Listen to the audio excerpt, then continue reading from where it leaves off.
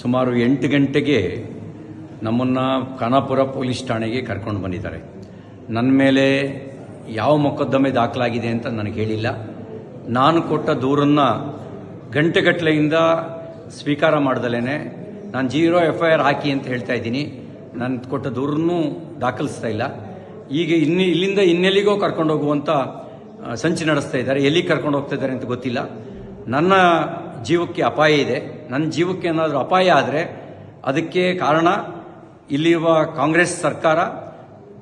ಅವ್ರ ಜವಾಬ್ದಾರಿ ಹೊತ್ಕೋಬೇಕಾಗತ್ತೆ. ನನ್ನ ವಿರುದ್ಧ ಸುಳ್ಳು ಸುದ್ದಿ ಹಬ್ಬಿಸಿ ಸುಳ್ಳು ಕಂಪ್ಲೇಂಟ್ ಕೊಟ್ಟು ನನ್ನನ್ನು ಕೊಲೆ ಮಾಡ್ತಕ್ಕಂಥ ಸಂಚು ನಡೆಸಿದ್ದಾರೆ. ಇದಕ್ಕೆ ಸಂಬಂಧಪಟ್ಟಂತೆ ನಾನು ಸಭಾಪತಿಗಳಿಗೂ ಈಗಾಗಲೇ ದೂರು ಕೊಟ್ಟಿದ್ದೀನಿ. ಹತ್ತತ್ರ 3:45 ಗಂಟೆ ಆಯಿತು ನಾನು ಪೊಲೀಸ್ ಠಾಣೆಗೆ ಬಂದು.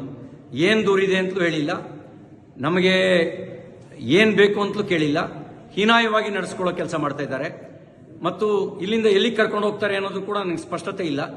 ನನ್ನ ಜೀವಕ್ಕೆ ಏನಾದರೂ ತೊಂದರೆ ಆದರೆ ಅದಕ್ಕೆ ಪೊಲೀಸರು ಮತ್ತು ಇಲ್ಲಿಯ ಸರ್ಕಾರ, ವಿಶೇಷವಾಗಿ ಲಕ್ಷ್ಮೀ ಹೆಬ್ಬಾಳ್ಕರ್, DK ಶಿವಕುಮಾರ್ ಅವ್ರ ತಂಡವೇ ಇದಕ್ಕೆ ಕಾರಣ ಆಗುತ್ತೆ ಅನ್ನೋದನ್ನು ಈ ಮೂಲಕ ನಾನು ತಿಳಿಸೋದಕ್ಕೆ ಬಯಸ್ತಾ ಇದ್ದೀನಿ. ಎಲ್ಲವೂ ನಿಗೂಢವಾಗಿದೆ. ಯಾವುದೋ ಕ್ರಿಮಿನಲ್ಗಳನ್ನು ನಡೆಸ್ಕೊಳ್ಳೋ ರೀತಿಯಲ್ಲಿ ನಡೆಸ್ಕೊಳ್ತಾ ಇದ್ದಾರೆ. ಅವರು ನಡೆಸ್ಕೊಳ್ತಿರೋ ರೀತಿ ಅನುಮಾನ ಹುಟ್ಟಿಸ್ತಾ ಇದೆ.